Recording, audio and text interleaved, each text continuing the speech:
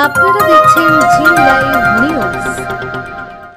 আসানসোলে গ্রেফতার হলেন ব্যবসায়ী দীনেশ গড়াই। শনিবার রাতে তাকে গ্রেফতার করে আসানসোল উত্তর থানার পুলিশ। পুলিশের পক্ষ থেকে রবিবার 24শে নভেম্বর সকালে তাকে আসানসোল আদালতে পেশ করা হয়েছে। জানা গেছে দীনেশ গড়াই বৈধর পাশাপাশি একাধিক অবৈধ ব্যবসায় জড়িত।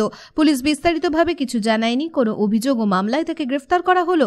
জানা গেছে দীনেশ গড়াইয়ের বিরুদ্ধে আসানসোলের উত্তর থানা এলাকার একাধিক মামলা রয়েছে।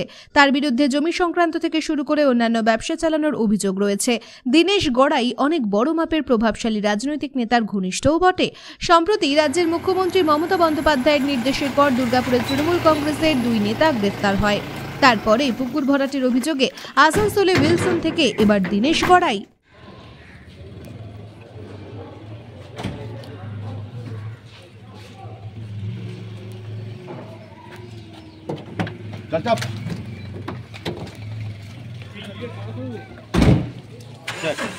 भैया किस लिए अरेस्ट हुआ आपको? सर जी किस लिए अरेस्ट हुआ आपको?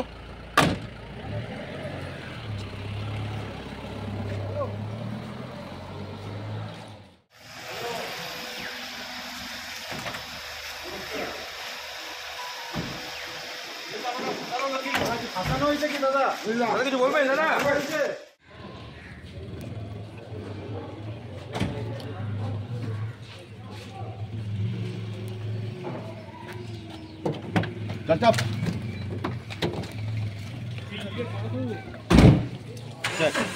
भैया किस लिए अरेस्ट हुआ आपको?